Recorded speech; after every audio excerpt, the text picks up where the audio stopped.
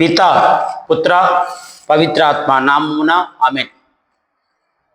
క్రీస్తునాథునిచే అమితముగా ప్రేమించబడుతున్నటువంటి ప్రియ క్రైస్తవ సహోదరి సహోదరులారా, మిమ్మల్ని అందరినీ పాస్కా కాల 3వ ఆదివారపు వాక్య పరిచర్యకు ప్రేమతో ఆహ్వానిస్తున్నాను. ప్రియ విశ్వాసులారా, దేవుడెప్పుడు కూడా ప్రజల మధ్యనే ఉంటాడు. ఆయన అన్ని వేళలా అందరకు అందుబాటులోనే ఉంటాడు. ఆయన తన ప్రజలను విడిచిపెట్టే వాడు కాదు. ఆయన తన ప్రజల యొక్క ఆర్తనాదాలను వింటాడు. వారికి ఆపదల నుండి రక్షించే దేవుడు, వారి సమస్యలకు పరిష్కారాన్నిచ్చే ప్రభువు. కావున ప్రీతమా క్రైస్తవ సహోదరి సహోదరులారా, ఆయన వేరు రూపాల్లో ఈ లోకములో మనకు కనిపించినప్పుడు మనం ఒక్కొక్కసారి ఆయన గుర్తించలేం, ఒక్కొక్కసారి ఆయన గ్రహించలేం. కావున ఈనాటి గ్రంథ పట్టాలు ఆయనను ఏ విధముగానైనా గుర్తించాలి, ఏ విధముగానైనా అనుసరించాలి, తెలుసుకోవాలి అని మనకి బోధిస్తూ, మనము తెలుసుకొని అనుసరించినప్పుడే మన జీవితాలు ధన్యమవుతాయని ఈనాటి గ్రంథ పట్టణాలు మనకు బోధిస్తున్నాయి. ప్రియ విశ్వాసులారా, ఈనాటి సువిశేష పట్టణంలో 2 వ్యక్తులు యెరూషలేము నుండి ఎమ్మావు గ్రామమునకు వెళ్తున్నారు. అయితే యెరూషలేము నుండి ఎమ్మావు గ్రామమునకు 12 కిలోమీటర్ల దూరం. ఈ దూరములో వారు వెళ్తూ ఉండగా ఆ ఇద్దరు కూడా క్రీస్తు ప్రభు యొక్క మరణములో జరిగినటువంటి వృత్తాంతాలను గుర్తు చేసుకుంటూ బాధపడుతున్నారు. ఎందుకంటే క్రీస్తు ప్రభు యొక్క మరణముతో వారి యొక్క ఆశలు మట్టిలో కలిసిపోయాయి. వారి ఉద్దేశం ఏంటి?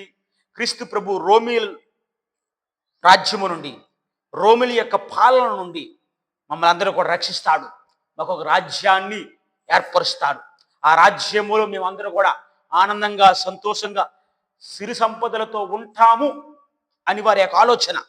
ఈ ఆశలన్నీ కూడా మట్టిలో కలిసిపోయాయి.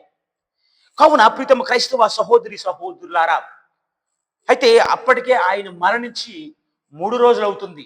యూదుల ఆచార ప్రకారంగా 3 రోజుల వరకు కూడా ఆత్మ మరణించిన తర్వాత శరీరం ఉంటుంది, 3వ రోజు వెళ్ళిపోతుంది అని వారు నమ్మేవారు.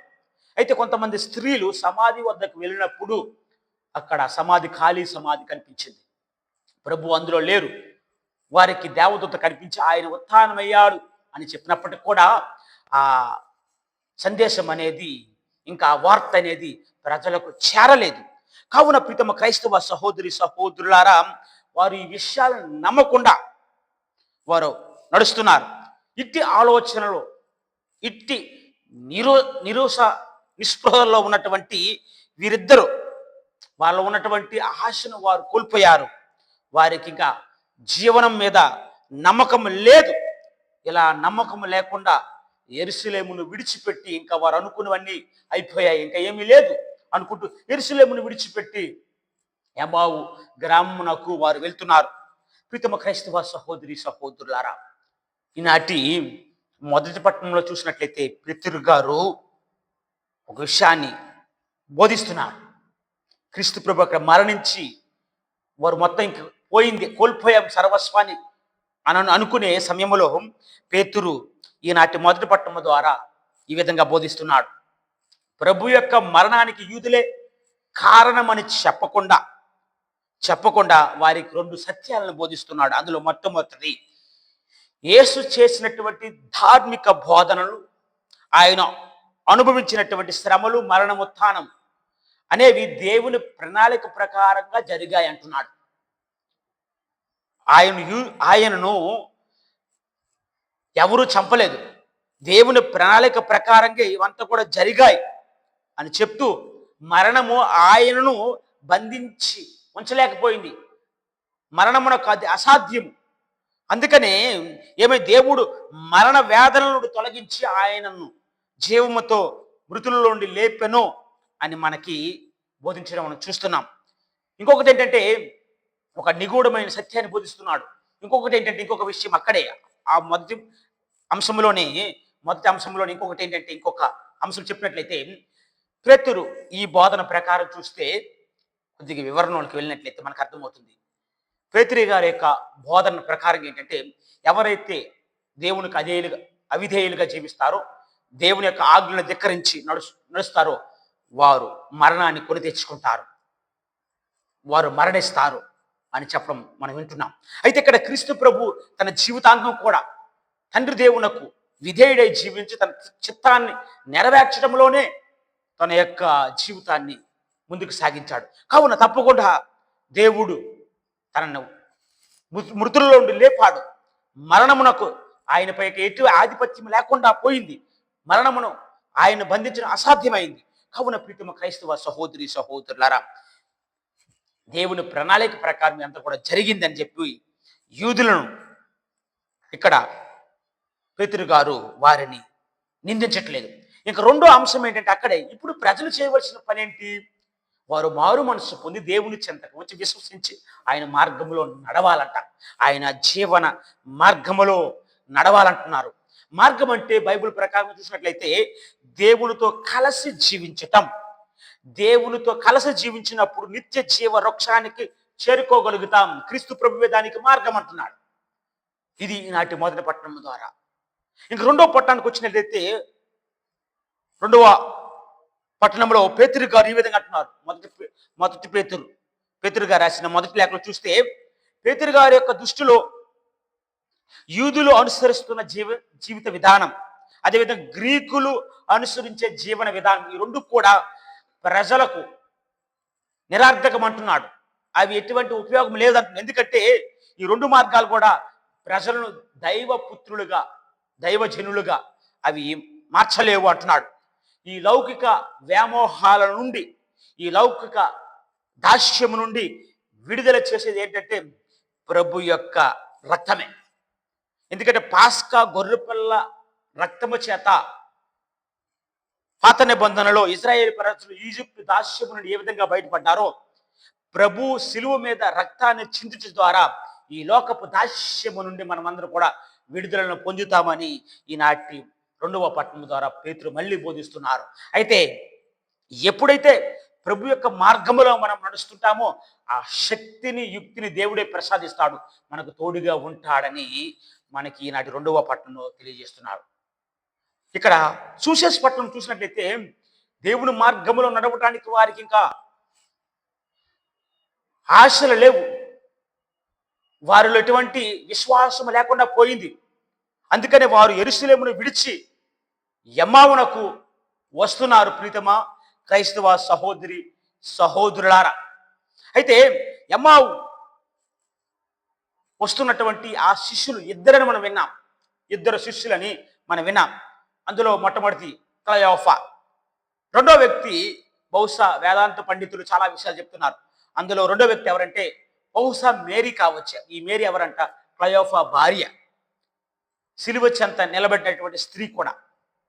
కొంతమంది వేదాంత పండితులు అంటారు, లూకా గారు అంటారు, సైమన్ గారు అని మరికొందరు అంటారు. కావున ఏదేమైనప్పటికీ కూడా ఆ ఇద్దరు వ్యక్తులు కూడా నిస్పృహలలో ఉన్నారు. వారు యెరూషలేము నుండి ఎమ్మావు గ్రామమునకు వెళ్తున్న సమయంలో క్రీస్తు ప్రభు వారికి కనిపించి ఏం జరిగింది, ఎందుకు ఇలా ఉన్నారు, బాధల్లో ఉన్నారని అడిగినప్పుడు వారు జరిగిన సంఘటన మొత్తం చెప్పినప్పుడు క్రీస్తు ప్రభు వారికి పాత నిబంధనలో ప్రవక్తల ద్వారా పలికినటువంటి ప్రవచనాలను ఎరుగుపరచడం జరిగింది. కానీ వారు ప్రభువును గుర్తించలేకపోయారు. వారి హృదయంలో ప్రజ్వరిల్లాయి, కానీ వారు ప్రభువును గుర్తించలేకపోయారు.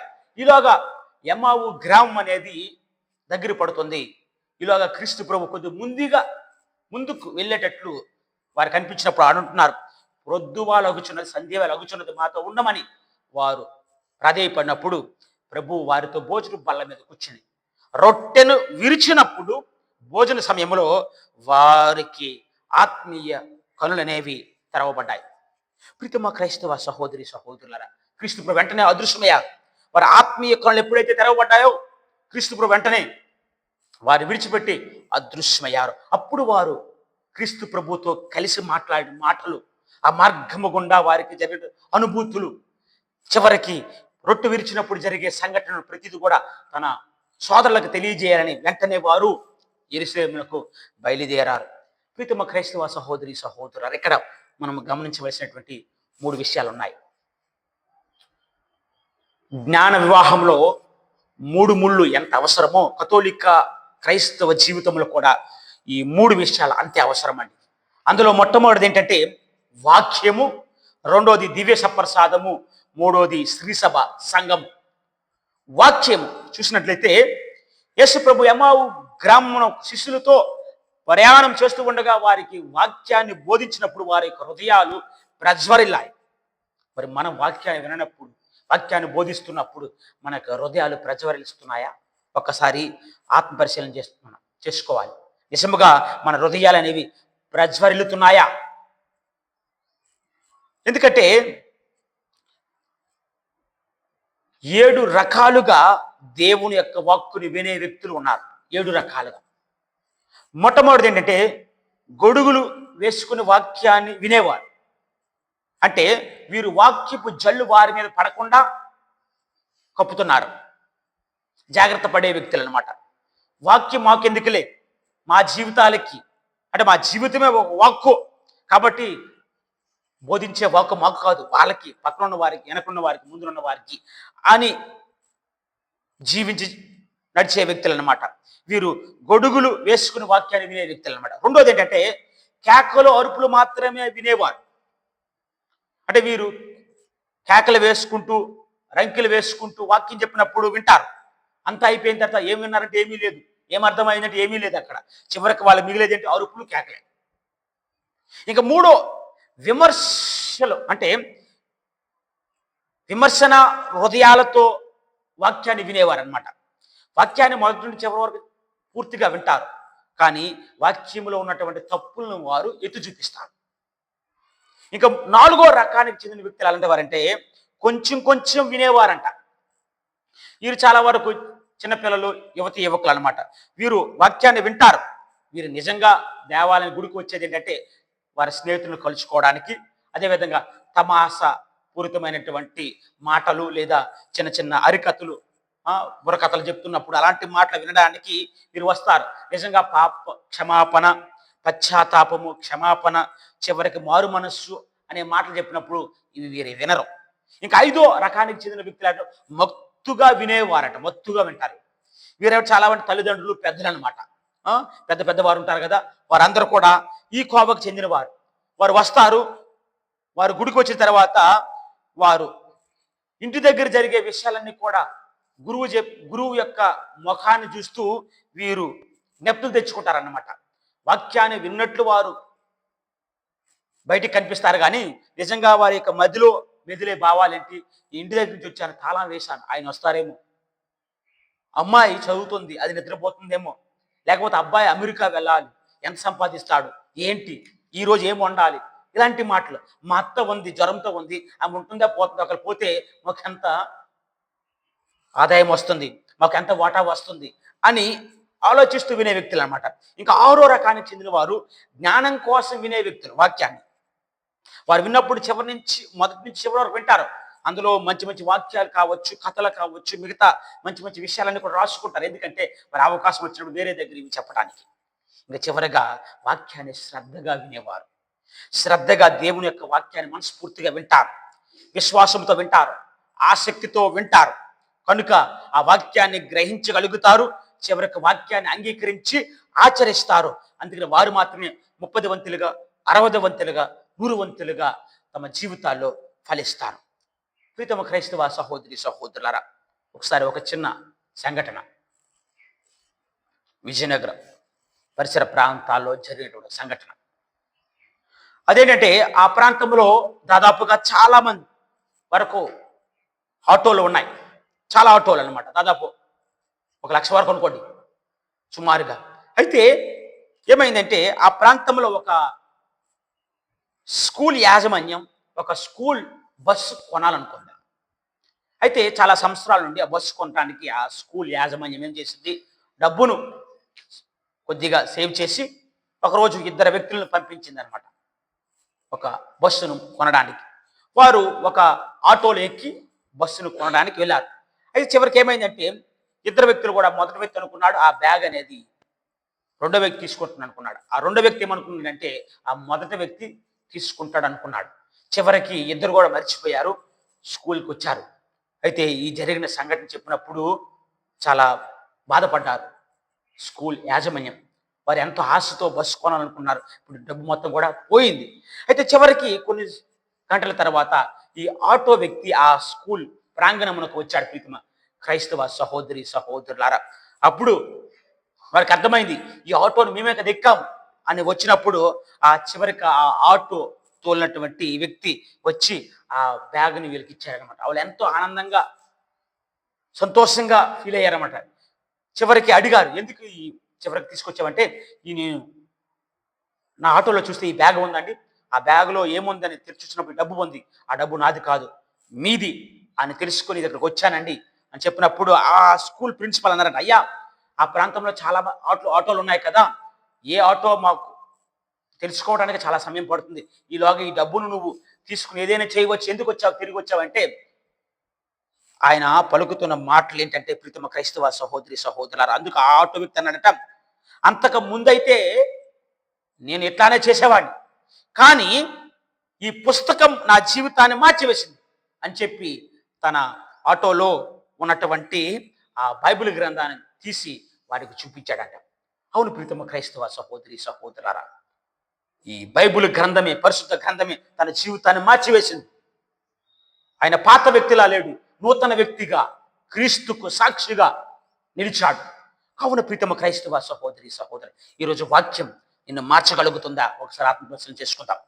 ఇంకా రెండోది ఏంటంటే, రెండో అంశం వాక్యం, రెండోది దివ్య సప్రసాదం.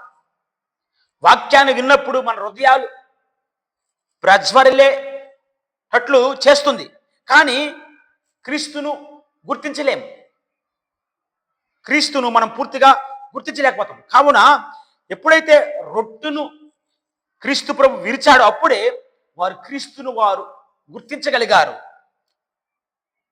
అందుకని ఇక్కడ మనం తెలుసుకోవాల్సిన అంశం ఏంటంటే ప్రీతమ క్రైస్తవ సహోదరి సహోదరులారా, మన క్రైస్తవ జీవితంలో వాక్యం మాత్రమే కాదండి, దివ్య సప్రసాదం, దివ్య పూజ అవ్వాలి, చాలా ముఖ్యం.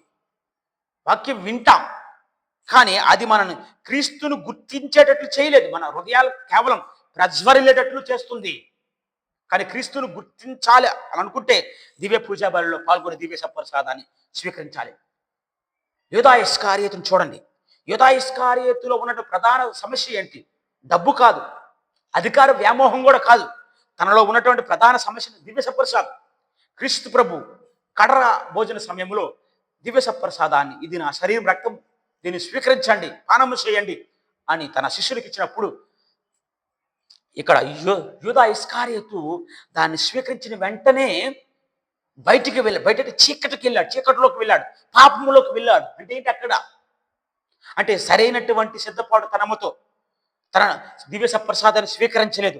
ఆయన హృదయంలో కుళ్ళు, కుతంత్రము, అసూయ, ద్వేషము, పగ, ప్రతీకారాలు ఇవే ఉన్నాయి. అందుకని చివరికి దివ్య సప్రసాదాన్ని స్వీకరించిన తర్వాత ఏమైంది? దేవుని సన్నిధి నుండి బయటికి వెళ్ళిపోయాడు. చివరికి తన ప్రాణాన్నే కోల్పోయాడండి. అవును ప్రీతమ క్రైస్తవ సహోదరి సహోదరులారా, వాక్యముతో పాటు దివ్య సప్రసాదం మనకు కావాలి కథోలిక క్రైస్తవ జీవితంలో. ఇంకా మూడోది ఏంటంటే శ్రీ సభ, సంఘం. ఎక్కడైతే వాక్యాన్ని విన్నారో, క్రీస్తును గుర్తించారో, అప్పుడు వారు ఎమావు గ్రామంలో ఉన్నటువంటి ఇద్దరు శిష్యులు కూడా ఎప్పుడైతే వాక్యాన్ని విన్నారో, చివరికి క్రీస్తు ప్రభువును గుర్తించారో, వెంటనే వారు యెరూషలేమునకు వెళ్ళారు సువార్తను బోధించడానికి. మిగతా సహోదరులకు ఈ విషయాలన్నీ కూడా తెలియజేయడానికి సువార్త ప్రచారకులుగా వారు మారారండి. సంఘం ఎలా ఉండాలంటే అంతియోకియా సంఘంలా ఉండాలంట. సంఘం ఎలా ఉండాలంటే క్రీస్తు వలె జీవించే సంఘముగా ఉండాలంట. బైబిల్ గ్రంథంలో చూసినట్లయితే క్రైస్తవులని 3 సార్లు రాయబడి ఉన్నది. అందులో మొట్టమొదటిది ఏంటంటే అపోస్తుల కార్యంలో చూసినట్లయితే, అపోస్తుల కార్యంలో ఉంటుంది, అంతియోకియాలో శిష్యులను మొట్టమొదటిగా క్రైస్తవులుగా పిలువబడ్డారు. ఎందుకు ఈ విధంగా వారు పిలువబడ్డారంటే క్రీస్తులో ఉన్నారు వాళ్ళు. మనం అమెరికాలో ఉన్నప్పుడు మనం అమెరికన్స్ అంటారు, భారతదేశంలో భారతీయులం అంటాం. మనం క్రీస్తులో ఉన్నప్పుడు, క్రీస్తులా జీవించినప్పుడు, క్రీస్తులా ఆలోచించినప్పుడు, క్రీస్తులా పనులు చేసినప్పుడు, క్రీస్తు వలె అన్యాయముకు స్పందించినప్పుడు మనల్ని క్రైస్తవులని పిలుస్తారు. కాబట్టి సంఘం సంఘం అంటే సంఘములున్న వ్యక్తి ఏ విధంగా ఉండాలి? క్రీస్తు వలె ఉండాలి. రెండవది ఏంటంటే ప్రార్థన మరియు ఉపవాసం పట్ల మక్కువ చూపించాలి. మనకు చాలా విషయాల్లో ఇంట్రెస్ట్ చూపిస్తాం, ఇష్టాన్ని మక్కువను చూపిస్తాం, కానీ ప్రార్థన ఉపవాసాలు ఎక్కువగా చూపించలేం. వాక్యం మనకు సెలవిస్తుంది, వారు ప్రభువును సేవించుచు ఉపవాసము చేయుచుండిరి, వారు ఉపవాసము చేసి ప్రార్థించి వారిపై చేతులు ఉంచారు. అవున ప్రీతమ క్రైస్తవ సహోదరి సహోదరులారా, సంఘస్థులు అనేవారు ప్రార్థన ఉపవాసం పట్ల ఆసక్తి ఉండాలి.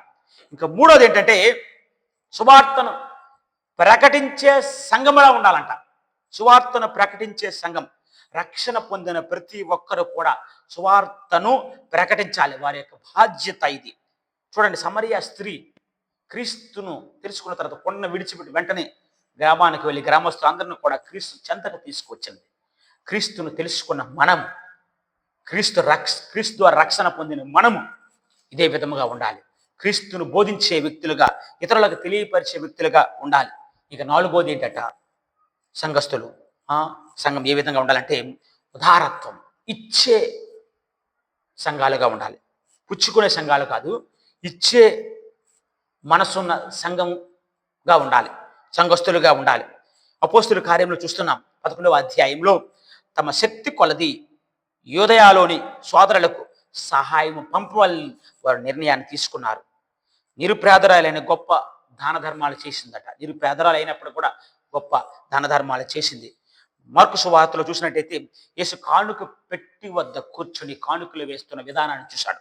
చివరికి యోహాను సువార్త 8వ అధ్యాయం 20వ వచనంలో కానుక పెట్టి ఉన్న చోట నుండి యేసు ఈ మాటలో పలికాడు, మీరు చేస్తున్న ఉదార స్వభావంతో కూడిన కార్యాలను బట్టి, మీరిచ్చే మనస్సును బట్టి దేవుడు తక్షణమే మీకు ఇస్తాడు, మాట్లాడుతాడు, స్పందిస్తాడు మీ సమస్యలకు, మీ కోరికలకు. కావున ప్రీతమ క్రైస్తవ సహోదరి సహోదరులారా, మన సంఘాలు ఈ విధంగా ఉండాలి. కథోలిక క్రైస్తవ జీవితానికి కావాల్సిన ముఖ్య అంశాలు ఏంటి? మొట్టమొదటిది దేవుని యొక్క వాక్కు, దివ్య ప్రసాదము, సంఘము. సంఘంలో ఈ విధంగా ఉండాలి. మరి సంఘం అభివృద్ధి చెందడానికి ఉండవలసిన కొన్ని ముఖ్యమైన లక్షణాలు. మొట్టమొదటి ఏంటంటే శ్రద్ధగా దేవుని యొక్క వాక్యాన్ని ఆలకించాలి. దీనిటి వల్ల విశ్వాసం కలుగుతుందని వాక్యమే సెలవిస్తుంది. దేవుని యొక్క వాక్యాన్ని శ్రద్ధగా వినాలి. మూడోది ఏంటంట, మన సంఘాలు అభివృద్ధి చెందడానికి రెండోది దేవుని యొక్క వాక్యాన్ని పాటించాలి. వింటే సరిపోదు, వాక్యాన్ని పాటించాలి కూడా. మన సంఘాలు సమృద్ధిగా అభివృద్ధి చెందాలి, ఫలాలను ఇవ్వాలంటే మొట్టమొదటిగా వాక్యాన్ని శ్రద్ధగా వినాలి, రెండోది వాక్యాన్ని పాటించాలి, మూడోది ఏక మనస్సు కలిగి ఉండాలి. ఐక్యత, విడగొట్టే విభజన తీసుకొచ్చే వ్యక్తులుగా ఉండకూడదు. కలిసిమెలిసి ఉండాలి, ఐక్యతతో ఉండాలి, సఖ్యతతో ఉండాలి. ఇంకా నాలుగోది ఏంటంటే పరిశుద్ధాత్మ చేత నింపబడిన వారిగా ఉండాలంట. పరిశుద్ధాత్మ చేత నింపబడిన వారిగా ఉండాలంటున్నాం. మన దేహాలు దేవాలయాలు కావున మన దేహాలు పరిశుద్ధాత్మక నివాస స్థానాలుగా మారాలి. ఇంకా ఐదోది ఏంటంటే ఇతరులకు సువార్తను ప్రకటించే వ్యక్తులుగా ఉండాలి.